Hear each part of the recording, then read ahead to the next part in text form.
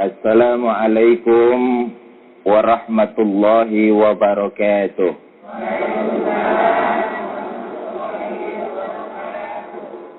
Alhamdulillahi rabbil alamin. Salatu wassalamu ala sayyidina Muhammadin wa ala alihi wa sahbihi ajma'in, amma ba'du.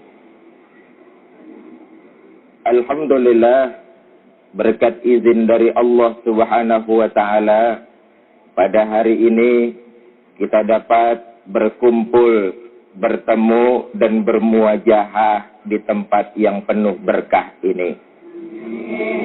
Salawat dan salam selalu kita curahkan pada junjungan kita Nabi besar Muhammad sallallahu alaihi wasallam yang telah membawa kita keluar dari zaman biadab menuju zaman peradaban sekarang ini.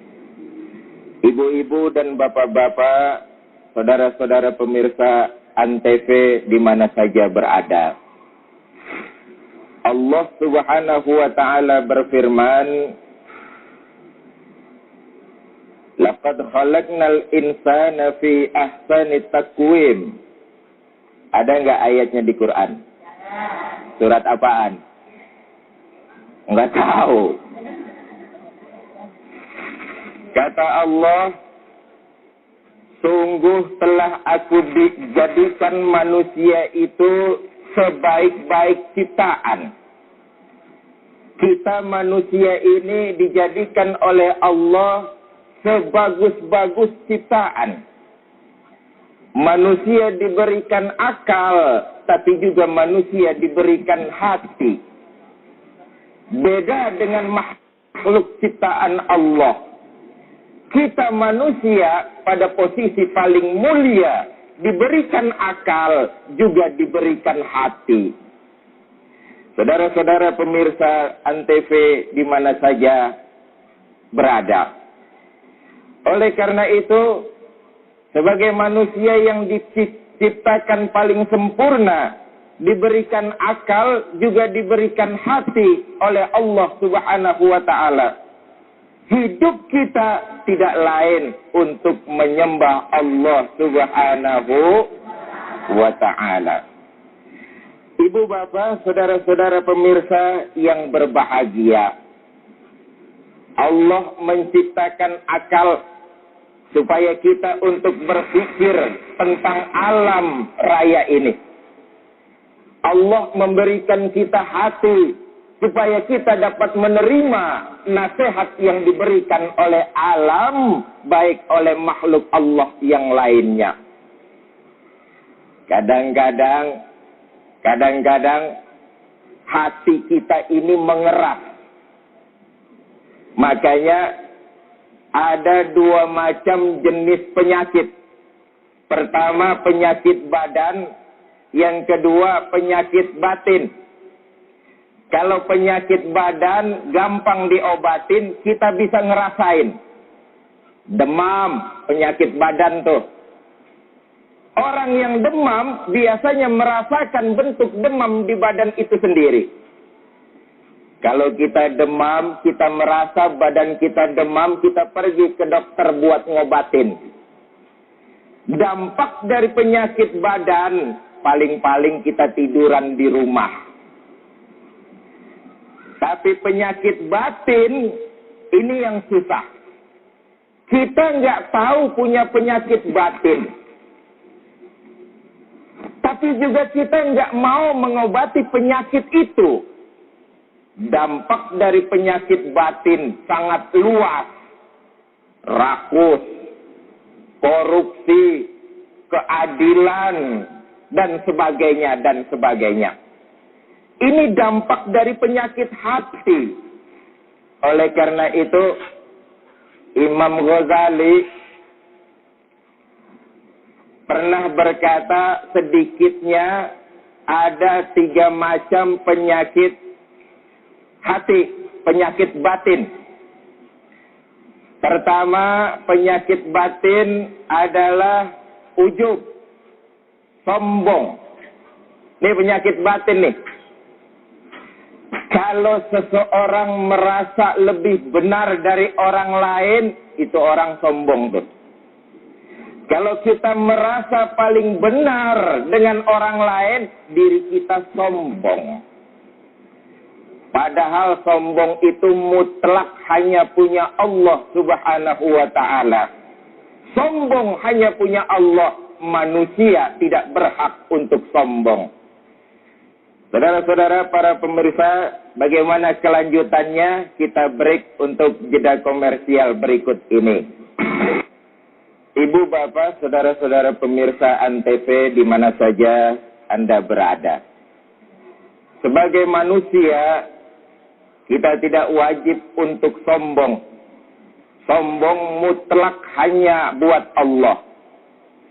Sombong karena jabatan, sombong karena kekayaan, sombong karena ilmu, sombong karena kerupawanan.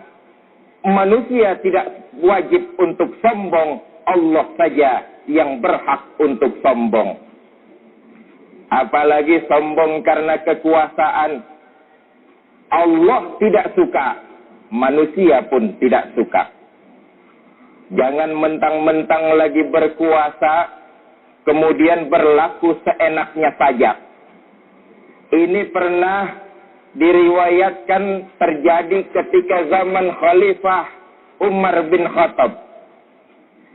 Satu hari ketika Gubernur Amr bin As menjadi gubernur di Mesir, satu hari Gubernur Amr bin As melihat-lihat di depan istananya. Di depan istana Amr bin As ini ada sepetak tanah dan gubuk reot milik Yahudi. Kemudian Yahudi itu diundang ke dalam istana oleh Amr bin As. Sampai di istana, Gubernur Amr bin As berkata, "Yahudi, kamu pemilik tanah dan gubuk reot itu ya?" "Benar, Tuan." "Saya mau beli tanah kamu." "Buat apa, Tuan?" "Nanti di atasnya saya akan bangun masjid. Saya ingin beli tanah kamu. Berapa kamu minta akan saya bayar?" "Saya nggak jual, Tuan. Saya bayar 2 kali lipat." "Saya nggak mau, Tuan. Saya ganti rugi 3 kali lipat." "Tuan, namanya ganti rugi, biar diganti tetap aja rugi, Tuan." "Saya nggak mau, Tuan." Kata gubernur, "Jadi kamu nggak mau, Yahudi?" "Nggak mau, Tuan." "Kalau kamu nggak mau, tanggung sendiri akibatnya ya." Pulang Yahudi ke rumahnya. Besok Amr bin As mengeluarkan surat perintah penggusuran. Rumah Yahudi habis digusur, dibolduser, diratakan oleh tanah.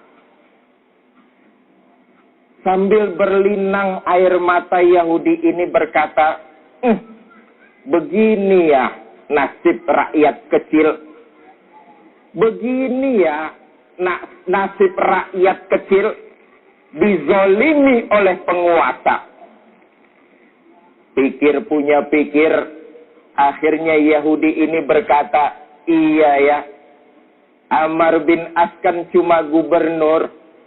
Di atas gubernur kan ada jabatan yang lebih tinggi, khalifah.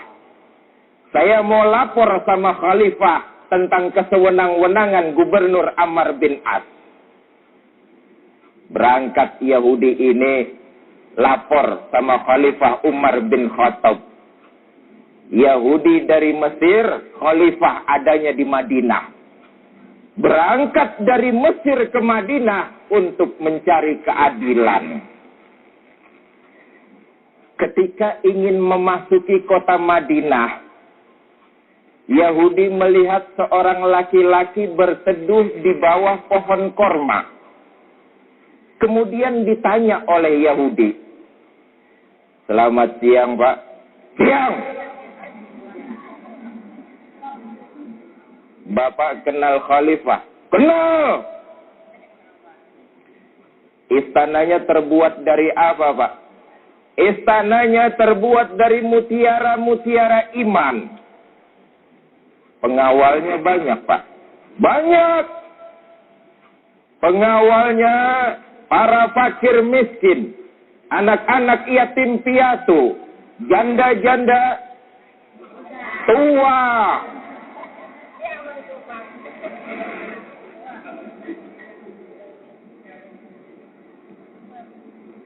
Kalau gitu, di mana saya bisa ketemu Khalifah Umar, Pak? Di bawah pohon korma, di depan saudara. Jadi Bapak, iya. Jadi Pak, iya. Yang ditanya rupanya Khalifah Umar. Kemudian Yahudi ini mengenalkan diri. Pak, ada apa? Saya ini Yahudi. Terus, saya mau lapor sama Bapak tentang gubernur Bapak di Mesir yang bernama Amr bin As. Kenapa dengan Amr bin As? Saya punya tanah dan rumah, Pak. Ditawar sama gubernur Amr bin As untuk dibeli. Di atas tanah itu katanya nanti akan didirikan bangunan masjid. Saya nggak mau jual. Dipaksa sama gubernur Bapak Amr bin As. Saya nggak mau jual. Rumah saya diboldoser, diratakan dengan tanah. Saya kesini menuntut keadilan, melapor kepada Khalifah Umar bin Khattab. Kata Umar bin Khattab, Yahudi, iya Pak. Kamu lihat di depan ada tong sampah. Lihat Pak. Pergi ke sana, ambil sepotong tulang, bawa ke sini. Ini Yahudi bingung. Jauh-jauh dari Mesir ke Madinah, suruh ngambil tulang di tong sampah. Setelah dapat sepotong tulang, kemudian dikasihkan kepada Khalifah Umar bin Khattab. Khalifah Umar mengeluarkan pedang, kemudian menorehkan pedang itu di atas tulang. Red! Garis lurus tepat di tengah-tengah tulang. Setelah selesai Khalifah menggoreskan pedang di atas tulang, Khalifah Umar berkata, Yahudi, sekarang kamu pulang. Bawa tulang ini, sampaikan kepada gubernur saya Amr bin As. Bawa tulang ini, sampaikan kepada gubernur Amr bin As. Yahudi makin bingung. Jauh-jauh dari Mesir ke Mekah ke Madinah, dapat tulang. Tuan, kalau cuma tulang, saya nggak perlu lapor sampai ke Madinah. Di Mesir juga banyak tulang. Sudahlah, kata Khalifah Umar, kamu pulang, sampaikan tulang ini kepada gubernur saya Amr bin As. Pulang Yahudi. Kemudian bertemu dengan gubernur Amr bin As. Sampai di istana gubernur Amr bin As. Amr bin As berkata, ada apa Yahudi? Ada oleh-oleh Tuan. Dari siapa? Dari Khalifah Umar bin Khattab. Oleh-oleh apa? Tulang. Setelah tulang itu diberikan kepada gubernur Amr bin As, pucat wajah gubernur Amr bin As, keringat dingin bercucuran. Bagaimana kisah ini selanjutnya? Kita akan lanjutkan setelah komersial break berikut ini. Ibu bapak, saudara-saudara pemirsa Antv di mana saja berada. Setelah gubernur Amr bin As menerima tulang dari Yahudi, mukanya pucat, badannya keluar keringat dingin menggigil ketakutan. Yahudi makin bingung melihat gubernur Amr bin As. Dalam hatinya, baru sekali ini seumur-umur ngelihat gubernur takut sama tulang. Setelah mendapat tulang dari Yahudi, gubernur kemudian memerintahkan kepada aparatnya untuk membongkar masjid. Aparatku, kata Gubernur Amr bin As, bongkar masjid itu. Kembalikan tanah dan gubuknya kepada pemiliknya Yahudi. Berikan mereka haknya. Yahudi makin bingung. Kemudian bertanya kepada Gubernur Amr bin As. Tuan Gubernur, masalah bongkar masjid mah gampang.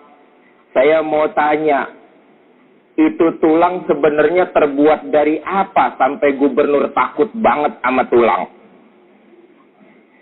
Kata Gubernur Amr bin As, Yahudi, ini tulang sebenarnya tulang biasa. Tapi karena yang mengirim Khalifah Umar bin Khattab, tulang ini bermakna dua. Pertama, tulang ini mengingatkan kepada saya bahwa manusia semuanya pasti akan jadi tulang itu. Betapapun besar kekuasaan, betapapun banyak pangkat dan jabatan, saya pasti bakalan jadi seperti tulang itu. Kalau yang garis tengah ini lurus ke bawah, ini tandanya Khalifah berpesan kepada saya. Hai Amr bin As, jangan mentang-mentang kamu punya jabatan.